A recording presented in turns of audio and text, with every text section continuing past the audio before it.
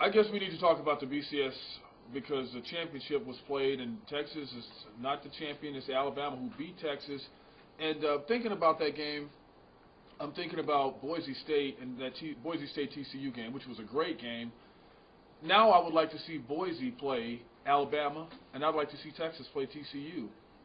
You're never going to be satisfied because this BCS is a BC mess, and that's what it's going to always be until they change things. Now, I know I've been on here before saying that my ideal of playoff system would be pick the BCS conferences after, like, with 3 weeks left in the season. Then you'll know who are true BCS conferences because by that time everybody's played all their out-of-conference games. Heck, they're deep into their conference games. So then you can pick the conferences. They don't have it. Don't give anybody an automatic bid to a BCS. Their whole conference. That's garbage. You know, if you want to keep the system like it is, keep it like it is, but decide the BCS teams, the BCS conferences 3 weeks before the season's out. Then you'll have a true you have a true gauge on who should be there. Because if it was this year, the Mountain West would have been there. And some people might argue even for the WAC a little bit, but I know the Mountain West would have been there for the last 5 years. They would have been there. But the way it is now, it still remains a joke and a travesty, and I understand Devin really hated the way the game came out because he thinks Alabama was kind of cowardly.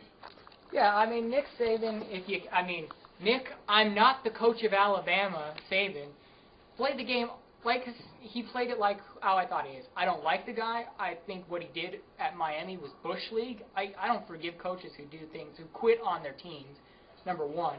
And number two, he was running the ball simply because he thought the other team couldn't score. Are you talking about LSU when he was at LSU? You know, it reminded me of the water boy when the bad team took a knee on every play because they knew they were just trying to run out the clock. Alabama played poorly last night, and that's not to take anything away from the athletes on Alabama. It was their coaching philosophy. You could tell Richardson and Ingram really wanted to go out there and do some different type of things.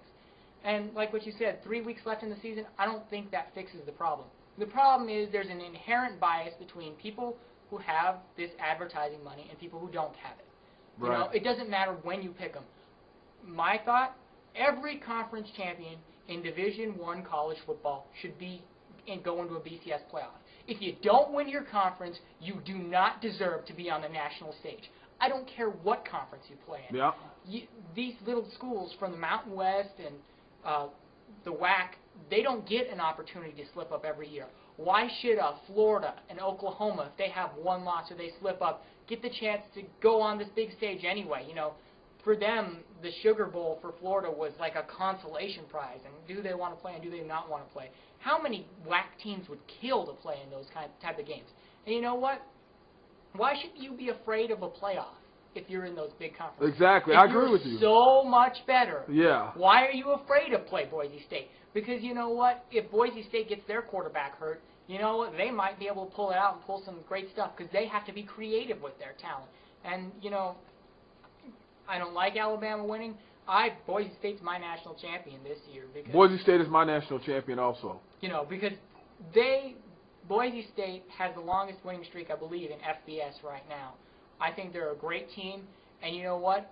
If any team in football said, we'll play you right now for the national championship, Boise would say, where and when? We'll go and play you right now. Yeah, that's right. Anytime, anywhere. Alabama would say, look at our shiny coaches trophy. That makes us the national championship. I'm sick of it. You know what? When you were saying that, you made me think of something. These teams, they act like they're so great, and they say, oh, these teams would be, oh, this conference is better than this one. This is better. Go out on the field and show me. You used to could say that. But now with the high-tech inventions of different ways to exercise and all that stuff now, I think the gap has closed. And I don't care what you're ranked coming out of high school. Don't tell me what you're ranked as a player. Oh, they rank me, I'm a 3-star recruit, I'm a this or that. If you don't get your butt in the weight room, the guy who didn't get anything is going to pass you because that's the way it is. You can work your way into being one of the best players, and that's why you see every year in the NFL, these people from little schools end up going to the league and being some of the best players to come out of the NFL. And so that's why the gap has closed now.